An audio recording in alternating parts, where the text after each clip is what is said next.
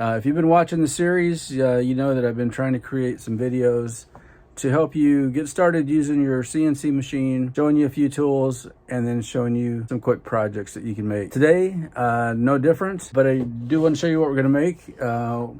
We've made this tray. It's more of a charcuterie tray. I guess you could use it for just about anything. And what I'm going to do is walk you through the process of making it using some of the tools that we used before, so that you can use a little bit of your creative side and begin to manipulate some of the items that you want to make as we go through this process. You'll learn a couple more tools. We'll make this tray.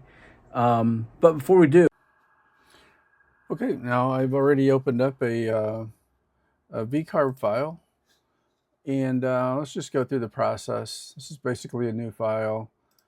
And let's talk about setting it up. We know it's a single-sided job. I think for the width, you want your material to be a little bit longer than your finished product, okay? And in this case, my material is going to be 23.5 inches long. I'm going to use this spalted hackberry, which I think is going to look kind of cool. It's got some really cool lines. Not sure if you can see those or not. You'll be able to see some cool patterns in it. So let's go with 23.5 wide, 23.5. And then in terms of the height of it, well, let's get a tape measure here. It looks like this is, let's call it 5 3/4, 5.75.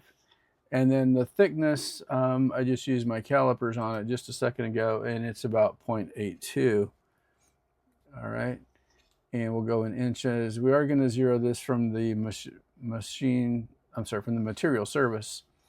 And I think we're going to go from the XY in the corner. I've been trying to use that a little bit more on my machine, so I just want to kind of keep practicing on that. And then, okay. So what you can see here is I have our pattern that we want to make. So this is from a previous job that I did. And then this is our canvas below. Okay, and so this is where we're going to draw this. I just put this up here for a visual, just so we get an idea. But I want to show you how easy it is to create this and to begin to use some of the tools that I've taught you and start to get your own creative ideas going. This is great if you make charcuterie boards and you want different handles, things like that. Okay, so if at first glance, if you take a look at this, you can see that there's a rectangle here, all right? And then it's an offset, so we create a pocket, okay? And then we have what looks like some curved lines, a circle, and then a straight line, all right? So let's go ahead and create that. Let's start, first of all, by creating this rectangle. So we're gonna grab our box, and here you can put in the sizes that you want. I like to just go over here to the software and click and drag to whatever I think looks about right. Okay. Now, if you look down at the screen, you can see that as you are holding down your mouse button, it tells you how long this box actually is. Okay. I want the finished length of the board to be about 22.5. All right. So I think the handle is about 5 inches long. We'll double check that in a second. Okay, so, well, again, we got to do a little bit of math. So let's go with a 17-inch box. We just size this up to about 17. Perfect. All right, and then right-click to get out of the box tool. Now at this point, if you want to center it within the project, remember using the centering tool, just align it right in the center, and then you can just use your arrow key if you want, just to slide that over a little bit to the right. Okay, perfect. So yeah, not too bad, but again, I want to utilize as much as I can of the wood. And we want to make our final size to be 4.75, so almost 5 inches. Okay, so just going to click one of these handles, and we're going to drag this down.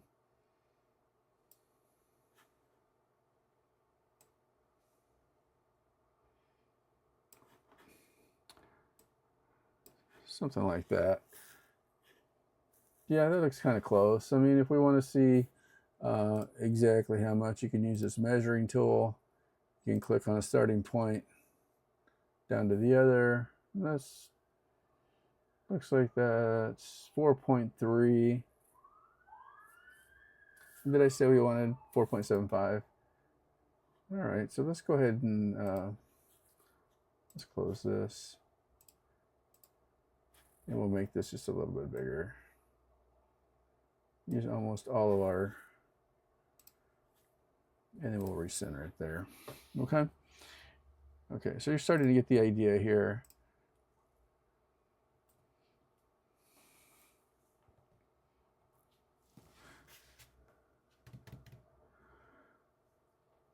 Okay, you can see that the drawing has some round edges, so we're going to want to get the round edges done on this one as well. I'm going to shorten it up just a little bit.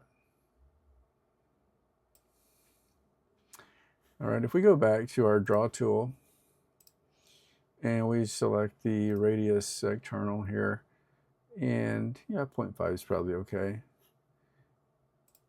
And then we go over and click on our box. You can see that it's rounded the edges for us. Perfect. All right, so that looks like the outside of our total box. All right, so we need to create the offset, so we have the pocket on the inside. Okay, let's select our offset tool, and we want to offset off of this guy inwards. Let's just go about 1/2 inch on each side for a border, so 0.5. And let's do offset. Perfect. Okay, now you can scroll up, you can see that looks pretty square in the box. Okay, let's get back to our radius here.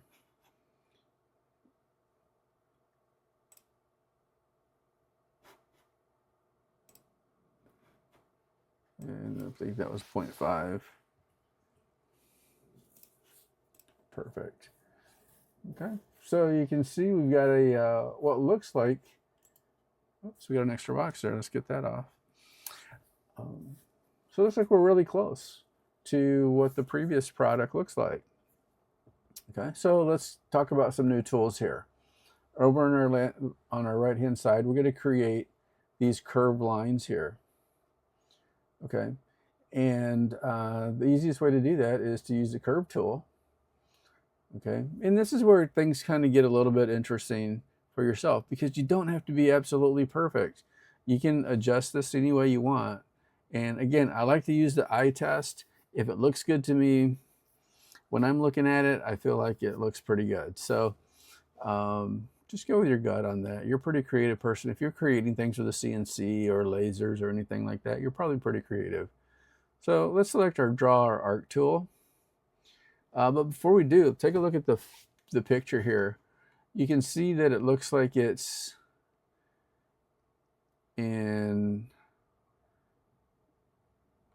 like it takes up the middle third. Like there's a third here, the middle third, and then the other third, right? So we're going to want to divide this into about 3. I want to show you a little trick here. Okay, if we put this back at 0, okay, or our XY in the center, you can see these grid lines. And so now this grid line actually shows you the actual center of your material. So it's easier to eyeball things. So let's get our arc tool over here under create vectors. We're going to draw an arc. All right, and we're going to choose this through 3 points. Okay, that's because you choose the left side and the right side by clicking. Let's do that. So let's just start about right here just for grins. All right, and we want to click over here.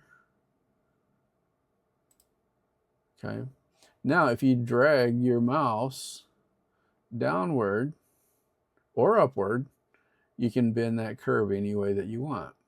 Okay, so let's go something like this, and then right click. Okay, now I'm going to tell you to do something. I should have done it when I drew this, is draw this a little bit longer so it extends into your other piece. Perfect. Okay, Now we want to create the exact same thing on the opposite side. But before we do that, I want to move that down a little bit, just so I think that looks like it starts at 1/3 of the way down. Okay. Now we're going to use a second tool, and this is called your mirror object. Okay, again, it's under transform tools. If we select that, okay, you've got some options of flipping this selected vector, okay, onto your material. We could choose to flip it horizontally, and if you have the flip about job center selected, watch what happens when we select that. It's going to flip it over to the other side of your material. Okay, so if you were trying to duplicate this thing 2 times, you can do it that way. Okay, but since we're not, okay, let's select it again. What we're wanting to do is we want to flip this thing vertical, so we want to flip it upside down, correct? All right, and we also want to make sure that we get a mirror copy of this thing. So let's flip this thing vertical, and voila, just like that, you have what looks like a handle that looks very similar to the one on top. Okay. Now, maybe you like a little bit thinner handle. If you do, you can click on it and you can simply move it in and out. I think that really kind of depends up to you.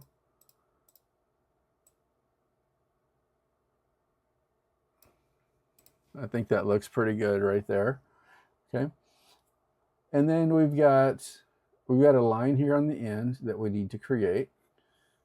Okay. And let me just select these. I'm going to move them a little bit to the right just so we can see the line. Okay, we need to draw a line here on the very end. So let's close this, go back to our line tool, and we're going to start up here. And we're simply going to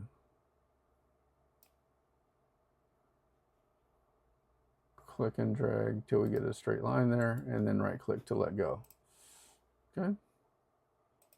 Now, I'm going to move this a little bit to the right. This will make sense for you in just a second, why I'm overlapping these.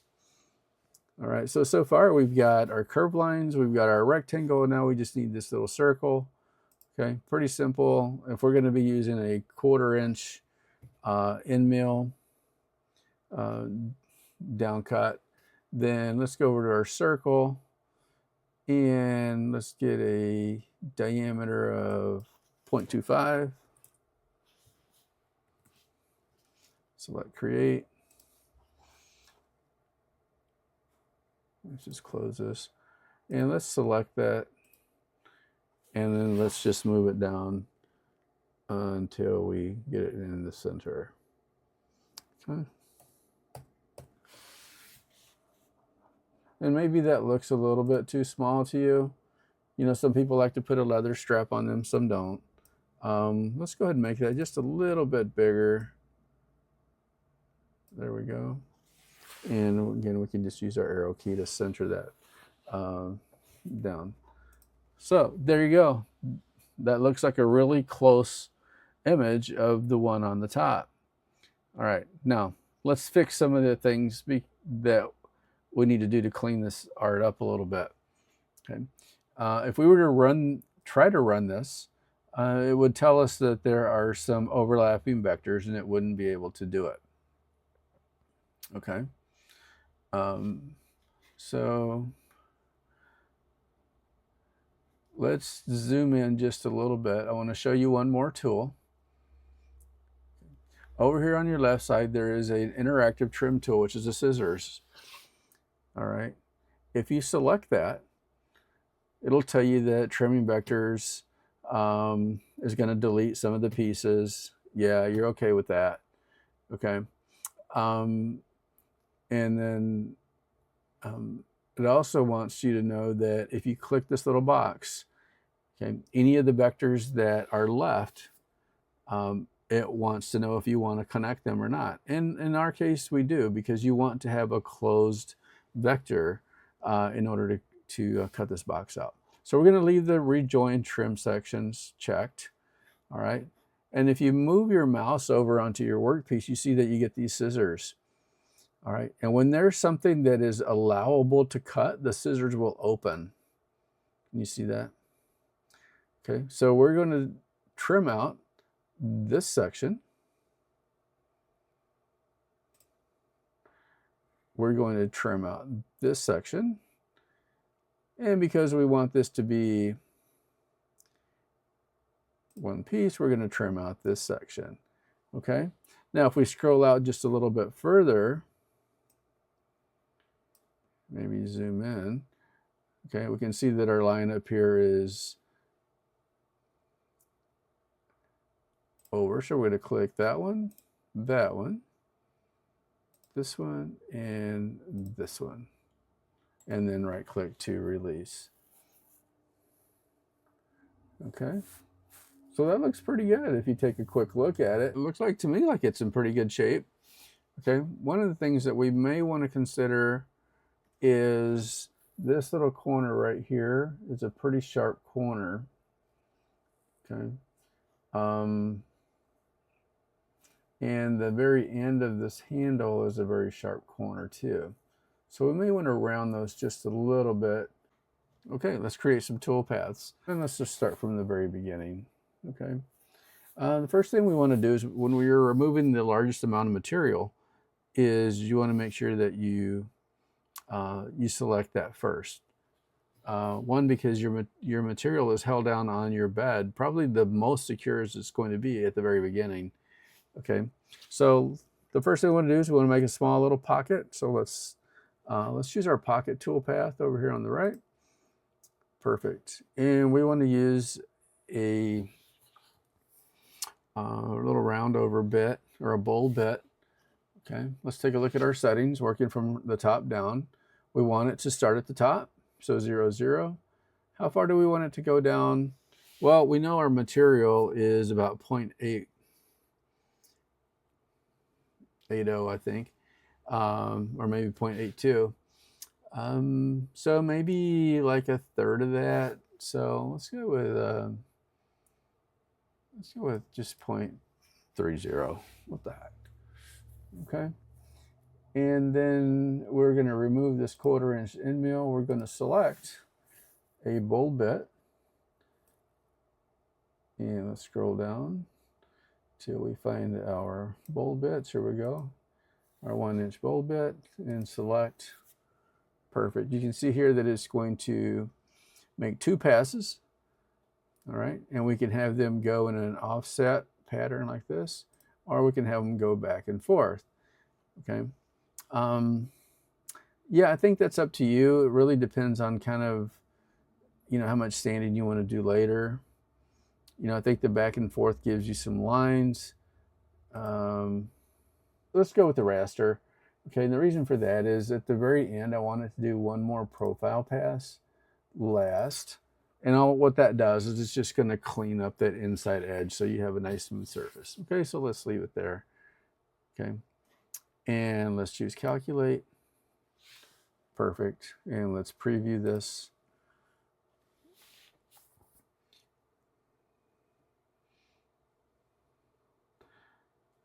All right, you can see it's not taking off a whole lot of material because it is going to go through here twice.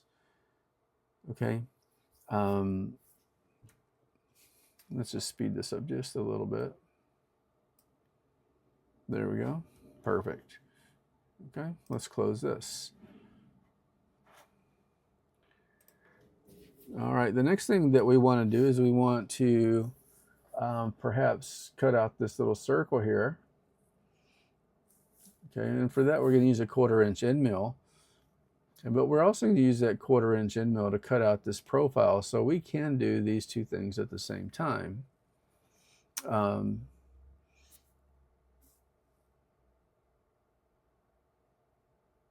Let's go ahead and cut out our circle first. For this, we want to use a drilling toolpath because we're going to go up and down. All right. And how deep do we want the hole to go? Well, we want it to go as deep as the material, so that's 0.82.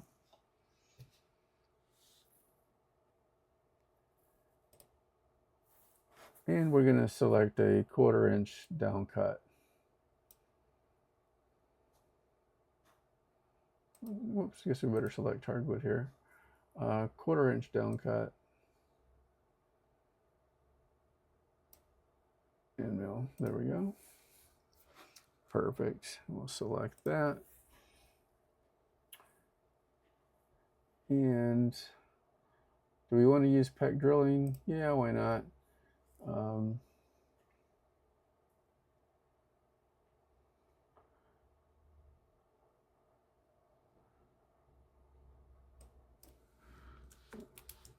Let's go 125 here. And it'll only take a couple of seconds to do this. Let's calculate this one. And let's take a quick look. See, it didn't take very long.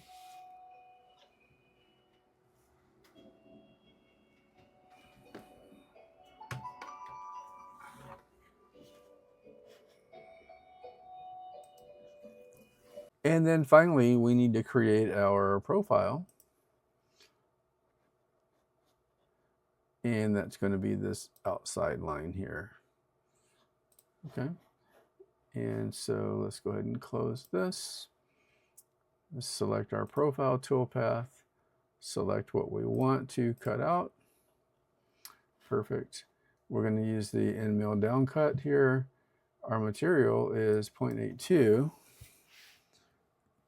Let's make sure we get that in. We want it to start at the very top. You know, inside, outside, it really kind of depends on you.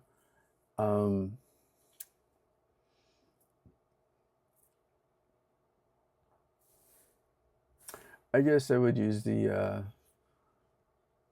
outside of it just to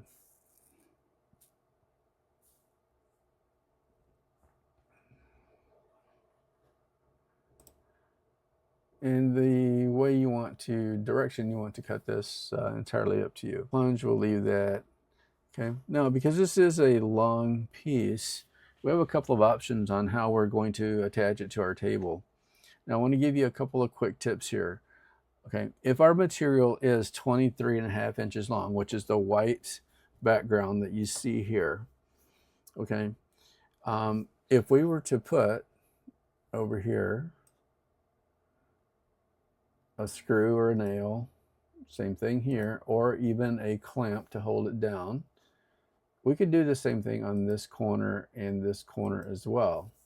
Okay, our drill bit is going to miss this. So we basically have a 1/2 inch on each side. Okay, so you technically, I like to use pin nails when I hold these down, and I probably would shoot 3 in the corners. I would shoot one there, one in the middle, and then one here. And then going back to the front side is I would probably put one here and put one here, maybe one here and here. You can see that the drill bit is going to get nowhere near it. Okay, so that's one way to tie your material down pretty quick. Okay, it's a little faster than the tape and super glue method. All right, the nails or something hard like that, okay, you're going to want to add tabs. Okay, let's talk about what those are over here on the far right hand side. If you select add tabs, and this will be more, this will make more sense in just a second.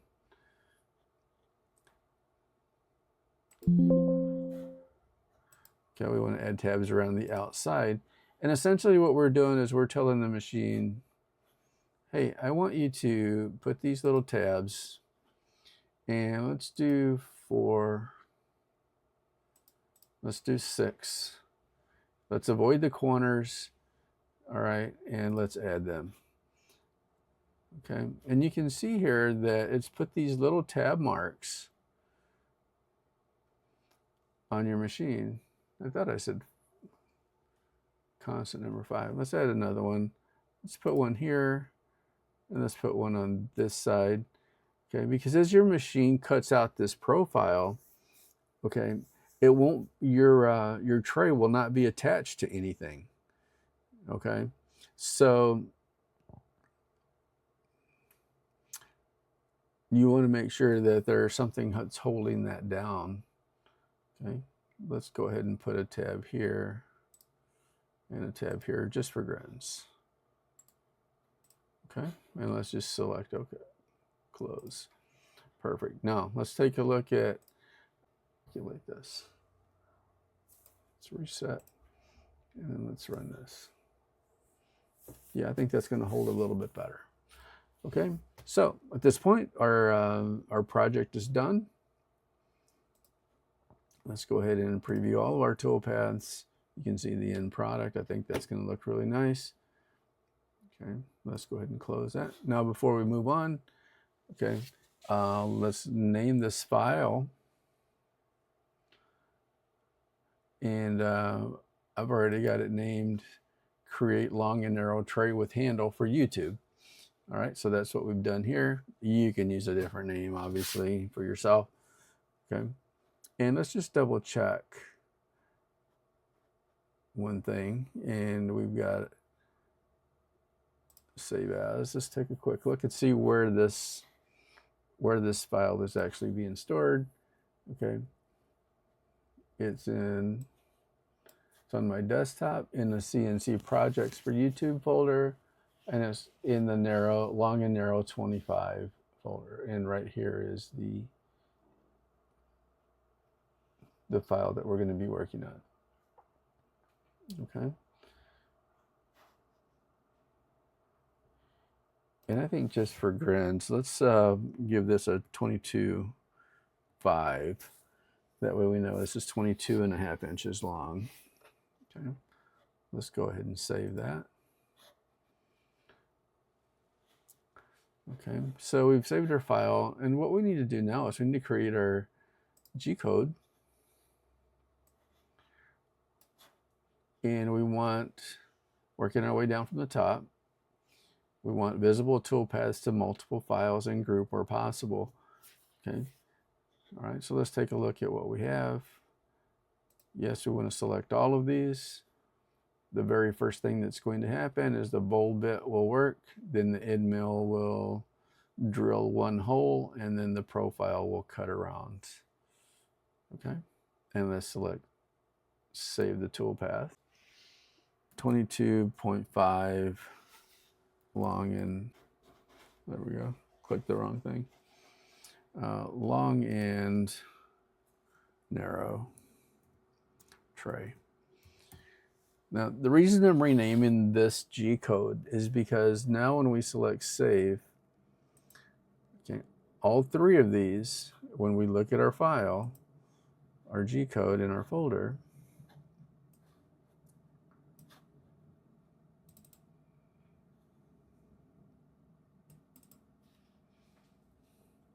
we can see that here's our 22.5 inch long and narrow tray one. The first thing is the pocket. And then the second one is the drill and then the profile. Okay. Now, because we had the profile over here in our toolpaths, we should combine all the toolpaths when possible. Okay. It's going to combine anything that has to do with a 1/4 inch end mill. It's going to do those at the same time. Okay, so we only have 2 files to run here. Perfect. So now we're ready to just get over to our CNC and put our material on and start the machine.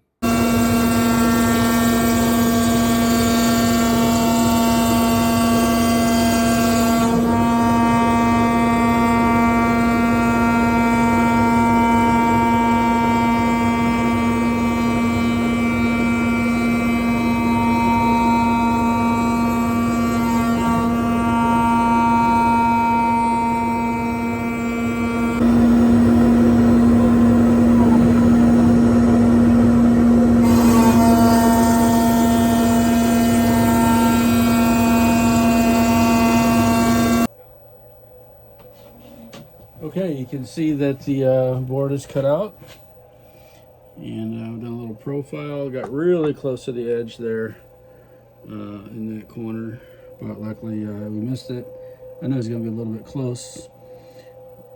At any rate, So the board's done. Let's just gonna pull it off and see what we got. All right, you can kind of see the got a little bit of a onion skin layer there, which is really thin skin. It should be thick enough that you can just pull it right off. You just want to be careful that you don't like splinter it. Sometimes it's better off to use a little saw and just cut the little tabs off, but it does go to show that the tabs do work pretty well to hold your piece together. These are great little hand saws. It's like a little 8-inch piece. All right, all of this you can get by sanding. Right. We'll get this other side. Perfect. Great.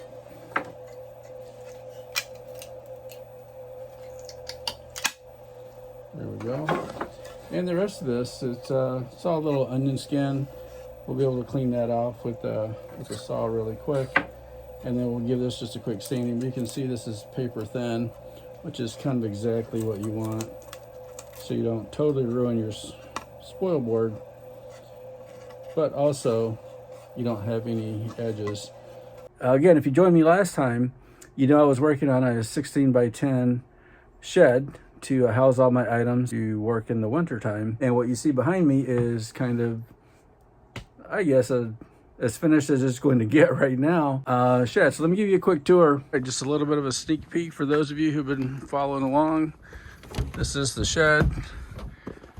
I built it mostly to house my laser and my CNC machine. I'll give you a quick tour for about 20 seconds and then we'll move along. Obviously I'm not finished yet. I do have insulation on the inside. Did put a skylight in it just to get a little natural light in here. Little storage for some of the things I'm building. A vacuum for my CNC machine, which is a perfect place for my Next Wave machine, which I absolutely love. It's an HD 510, perfect hobby machine. Gonna have my laser here on the side and just some storage. Again, I haven't quite finished organizing things, but at least I'm inside for the winter time. And then over here is my video and design station. This is a 32-inch monitor, and basically I just am mirroring the computer. That's just a little easier to design with a little bit bigger screen. I'm sure everybody thinks I'm out here just watching football games, but not true. Anyway, and then the big reveal, got these double doors that open up.